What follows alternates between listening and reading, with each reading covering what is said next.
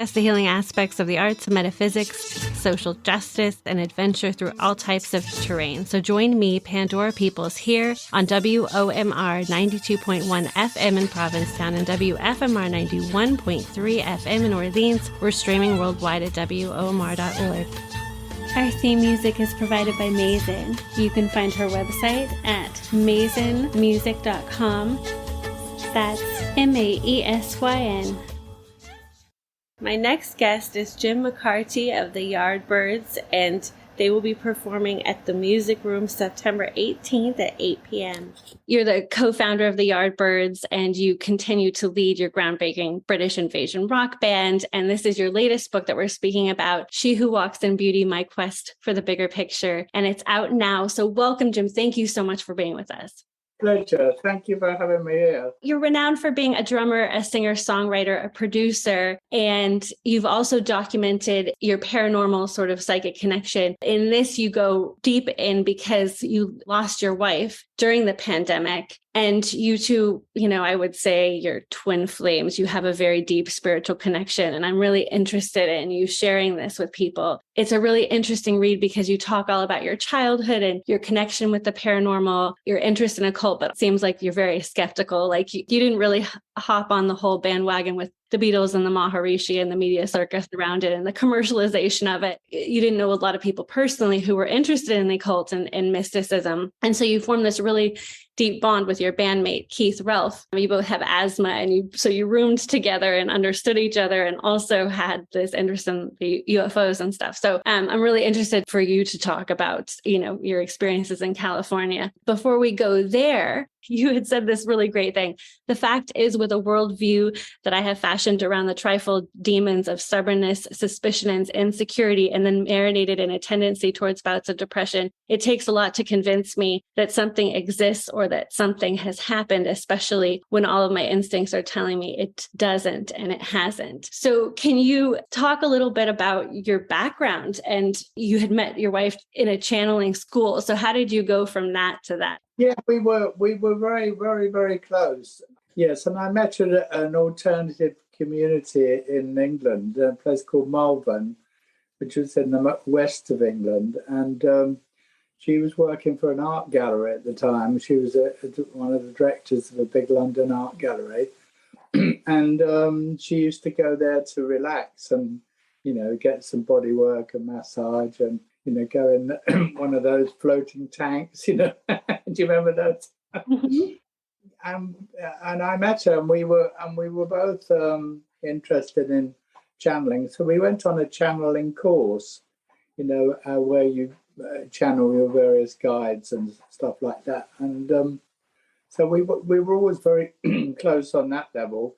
And we also followed, at one point, we followed a Buddhist Lama. And we went to India, and we went to these wonderful temples up in the Himalayas and all this stuff, together with some other people, and it was very interesting. So we did some quite deep stuff, but I never really. I mean, they said that they studied that sort of thing in Buddhism, death, and the Bardo experience and all that, but I never really thought much about death, even though we channeled a lot. And I remember when she had the cancer, she knew she was going to pass, and she said, how on earth are we going to communicate? And I said, I've got no idea at all. I don't know. We'll find a way. And so afterwards, I did a lot of investigation, and I studied somebody called Evan Alexander, who wrote about near-death experiences, and he was a brain surgeon that had one himself, which was very good. And he wrote a very good book called Proof of Heaven. And so I still follow him. And then I got on to Suzanne Giesemann, who's a famous medium in America.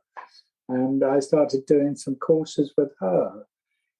And she always said, if you're going to try and contact somebody, you need some hard evidence. So you need to ask them to tell you something about someone else that you don't know, or to tell you about something you're going to see, or something that's going to happen that you don't know about. And so I did a lot of that stuff, and these were all working out. These were all happening to be true, and in fact, she wasn't really a rock and roller, and my wife Elizabeth, but she mentioned to me Charlie Watts, and it was like quite a long time before he actually died. She said Charlie Watts to me, and I thought, Charlie Watts, there's nothing wrong with Charlie Watts, why is she saying that? And then a couple of months later, he died, and so I thought, oh no, that's what she was talking about. And so lots of things were hard evidence. So I knew I wasn't making it up. I thought, yeah.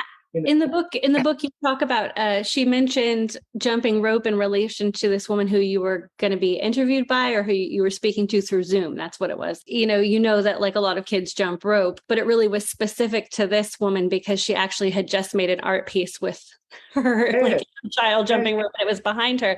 So it's interesting, not only that, like, people who cross over can tell us things that can be objectively seen, but also predictive things. And in your book, you talk about predictive things that she saw and was capable of knowing, which makes me think about the Buddhist idea of a more collective consciousness and kind of joining after the 40 days of Bardo. So it's interesting, but one of the problems I think a lot of people have with Buddhism is just that the near-death experiences and the other sense that people retain their personality on the other side. So many people have that experience of being able to really bond with someone through their personality essence that seems to continue. So can you talk a little bit about that? Well, yeah. So also, I've learned, as you said, in the Buddhism, the fact that we're all connected, and it's true. The more I do it, the more I feel connected to everything. All sorts of people, and so it's a great view of life. Really, the fact that we're all connected, it makes you feel much more compassionate to people and kinder. And why do we have to be in competition if we're all connected? We're all working together on whatever, it's a different worldview, isn't it? I like that, and I've had so many great experiences. I had to write about it because it helped me also to get it out. I just thought, well, other people in the same predicament might want to read it. That it might help them, and hopefully it has. But, it's early days yet.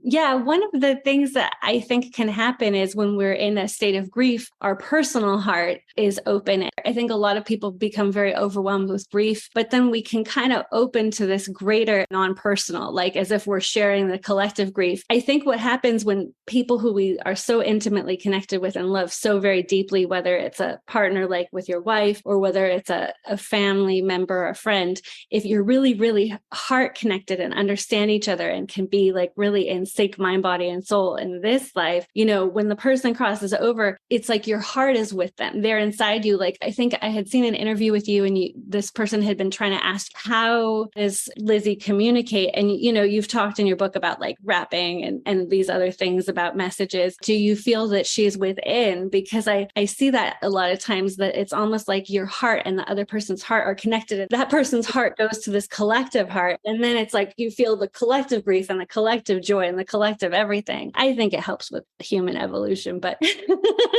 can you talk about communicating with her? Yes. In fact, I did a Rob Schwartz workshop the other day. Have you heard of Rob? Rob Schwartz, he does a lot of books about your soul's intention, your soul's plan, before you come into life. And said you plan all these things, for a reason. And his wife was talking, and she channeled, and she was talking about connecting with people on the other side. And she said, actually, even though they're not there, you can't cuddle them, or you can't really have a conversation, normal conversation anyway. The fact that they merge with you is sort of better in a way, because they merge, in your heart.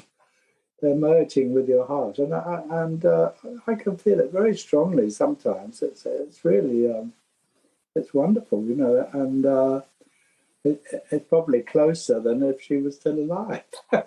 I know it's a strange thing to say, but you know what I mean, I think.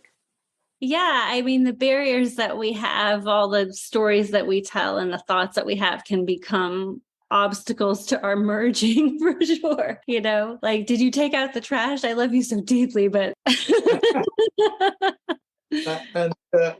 learned a lot of things, like thinking bad thoughts about people and all that stuff, and thinking, oh, that's not good. Realizing this is not something that, well, definitely she doesn't want me to have. So it's probably not a good thing to think, oh, I don't like that person or this person. And so I'm changing all the time. It's I'm becoming much, much kinder to everybody. Can you speak about the way that she talks to you? Because it sounds like in your book, She Walks in Beauty, you talk about very direct messages that seem very obvious. I pick it up. I must pick it up in my mind as a visual thing. I obviously see the skipping ropes and see things that she says, see things I'm going to see. You often see numbers like 22, 22 and 11, 11 and that sort of thing. And and one day I was boiling an egg in the kitchen, and it was just coming up to 9 o'clock. And I was looking at the clock on the oven. It was, I put it on at 2 minutes to 9, and it came up to 9 o'clock and it went to 2100. I thought, what's this clock doing? It jumped 12 hours. It's never done that before. I thought that was, there's a real sense of humor about it as well. She does some very funny things. You had mentioned that she turns the TV off. Yeah, she turns it. Yeah, she does that, and she flashes the light. And yeah, she. I think I was watching CNN or something, and the telly just went off. And I thought, oh, she doesn't watch that. Don't watch that. Don't watch that. Very funny. And also, she communicates through birds. Yes, the birds have been quite a thing, and the butterflies, of course. I have a terrace. One night I saw this little bird coming in, and it was flying up to stay in the terrace, for the night. And then it came in the next night, and it just went to sleep on the back of the back wall of the terrace. I thought that's very unusual, And then lots of little birds all sitting on the rail. I mean, I always take pictures of them. So there's lots of funny little signs. I've heard that the people on the other side can merge their energy with the birds and the butterflies, and there's no problem. The birds quite like it, They can just merge and they come in to say hello to you, which is lovely. And the more I read about it, the more common it is, It's really common, but like a lot of things, I think it's very personal to people. You talked about how you think meditation's a very personal experience, and people feel very private about their psychic experiences. They might feel like, oh, kind of vulnerable, but they know in their heart, like what it really feels like. Well, I think, there's a sort of block, isn't there? People don't want to talk in case people think they're going mad or something. You know what I mean? They don't want to share it with other people because there's a thing about all these sort of things that people don't necessarily accept those things happening. There's a lot of fear around it all, and I think a lot of that's probably due to the church,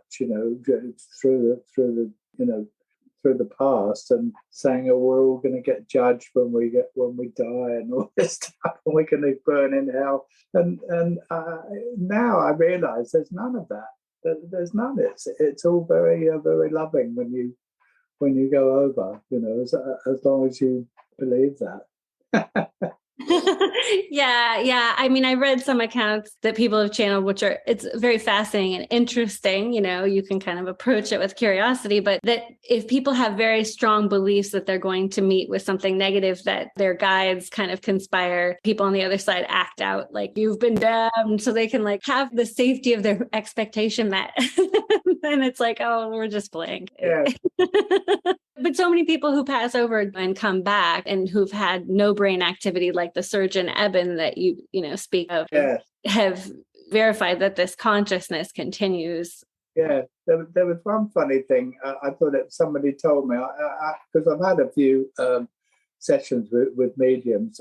One of them told me when she passed over, because she had pretty bad cancer, it got worse and worse, and she couldn't walk. She was bedridden. And as soon as she passed over, she realized she could walk, and she walked on the grass. It's a funny thought, isn't it? Oh, I can walk now. There's nothing stopping me. I'm not ill anymore. My body's not ill. Well, I haven't got a body, so I'm not ill. I can walk on the grass now. And I just imagined her doing that. One thing that you mentioned, witchcraft laws, we're talking about like the church and maybe that influencing people and they're feeling safe, comfortable talking about the spiritual stuff, or just it even being outside of the whole paradigm that they grew up with. But mediumship was a crime until 1951 under the witchcraft laws in England. And you said that, at first you had a hard time even finding anything on the occult, like the occult bookshop was mostly philosophy. I don't think I ever realized it either. I didn't realize these things were illegal or against the law. I always used to find really nice books, but I guess most of the occult stuff I left alone, and it was just things like Rumi poetry and the Chariots of the Gods, all those sort of books. I was. That's a pretty standard one, isn't it? About UFOs and all that. But we were all interested. We were both interested in all that stuff. You spoke about Jimmy Page being interested in Aleister Crowley. He later owned a bookshop after being in your band. And you had visited it. It's called like Equinox. Yeah. So you said that he didn't mention anything to you, only in passing. Aleister Crowley, who also was frequenting the bookshops that you went to, he's known for his dark art. Can you talk about that? Did it seem like it was just a persona, or was it really part of him? I think there were sides of him that he kept very quiet, and that was one of them. I don't remember ever having a conversation with him about Aleister Crowley, to be honest. I mean, I found out, he bought Aleister Crowley's house later after he left the band, when he was with Zeppelin and stuff. No, he always kept that very private. And he had another, can I say, a dark side that he kept very private. And to me, he was just an easygoing guy, that played great guitar, and he was always very charming and very accommodating. So it was a bit strange when I found all that out, that he was into all that. It was a bit odd, but people are like that, aren't they? They keep little cupboards of quiet things they keep quiet. Yes, people are. Can you talk a little bit about the sort of culture of the time? So you had referred to Arthur Conan Doyle and liking his detective books when you were younger, and then being interested in his spiritualism as you got older. You also talk about people channeling him or believing that they channeled him, like in the Himalayas, and then I think it was in France. Maybe it was monks. Can you talk a little bit about how you see our evolution? And because you did encounter all this negativity, and then you had this bad experience with acid that really, Yeah. Can you talk about that kind of dichotomy of the exploration of the spiritual? Yeah, I think it did cross over into the whole drug culture, especially in the 60s. So that I thought that was quite dangerous. I mean, the LSD culture. People would always say, "Oh, we went on a trip and then we met Conan Doyle or something," But it was really, I think it was really phony, just to take a drug and to go into that. I mean, it's to me, it's just a hallucination. And it did cross over a lot in the 60s with the drugs. We tried to keep clear of it, but of course, in the end, we had to try it, and it didn't do me any good at all. Because the music we were playing, they thought we were all on drugs because they called us a psychedelic band. Oh, the Yardbirds is the first psychedelic band, and no, not at all. We were just enjoying the music and putting in different sounds and trying to make it a bit different. And we had all these like hippie people following us, and very odd. And I think I mentioned going to Houdini's house in the book, and they were like that. They were very odd people, and I wasn't very comfortable with them, to be honest, because they were just like, they were just having a good time. They were just life was just taking the drugs and having a laugh. Life is more than that, isn't it? Yes, indeed. How did you go from being in a church band to the Country Gentlemen when you were in high school to forming the Yardbirds? Because obviously your sound changed quite a bit. Yeah. Well, I wasn't really in a church band, but I was in a bugle military type of thing. It was sort of run by the church, but it was a semi-military organisation called the Boys Brigade. And you wore uniform and you marched down the street, and I used to love playing the snare drum. And then I got into early rock and roll, sort of Buddy Holly and Everly Brothers and Gene Vincent and Johnny Cash and all that. And we used to have a school group, and Paul Samuel Smith, the bass player at the Yardbirds, he was in the group. So we were very close then, even when we were about 16, 17. And then later on, I bumped into him again, and he played me some Jimmy Reed stuff, live at the Carnegie Hall, which was like what we called R&B then, but it's really blues, and we loved it. We both fell in love with that sort of music and started to play all the blues artist music from the States. So that's how that finally got going. Can you talk about music in terms of healing? Because you in your book, you talk about the alpha, the beta, the theta, the delta, the frequencies, and exploring that through sending energy to people and through experimenting with music. So can you talk about that relationship with sound? Well, I've always loved music that really puts you into a state, or relaxes you, or I would call it evocative music. I love hearing something very evocative, like maybe some Indian flute music or something like that, or some African music, the kora and the African djembes and all that stuff. I've always loved that, and I worked with Louis Sonamo that was in Renaissance with me, and we just used to mess around. And I used to mess around on the keyboard, and he played the acoustic, but he was the bass player. And so we were just like amateurs messing around and coming up with all these nice, cool sounds. And we seemed to be doing well. We created some quite nice music. We've been speaking with musician Jim McCarty. He and the Yardbirds will be performing at the Music Room September 17th at 8 p.m. You can get tickets at musicroomcapecodtickets.com.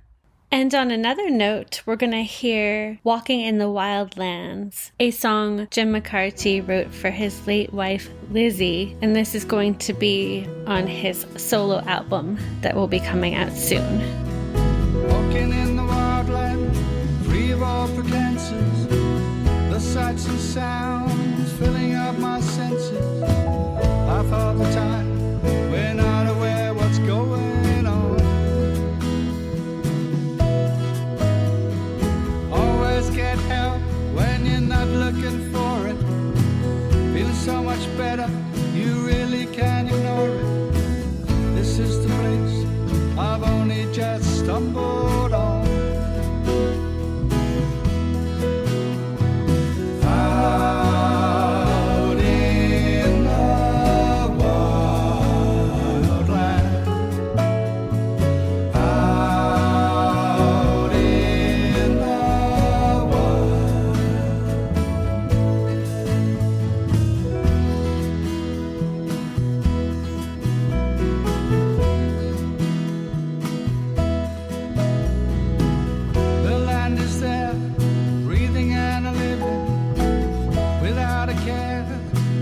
never stops again.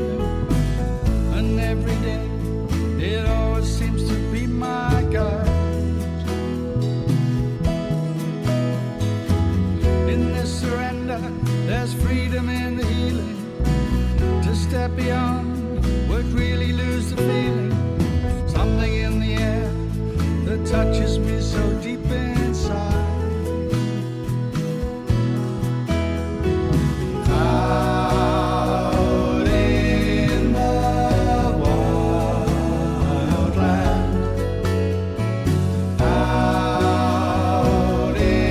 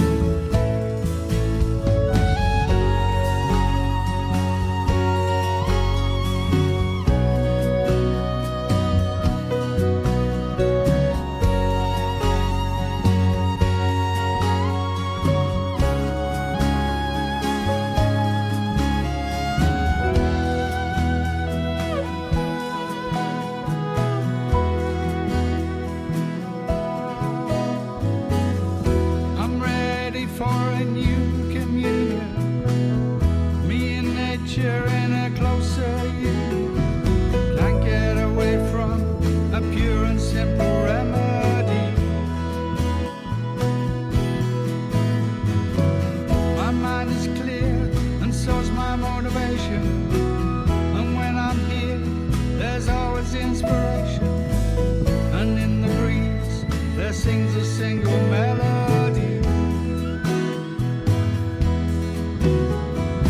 Out in the wild land, out in the wild, out in the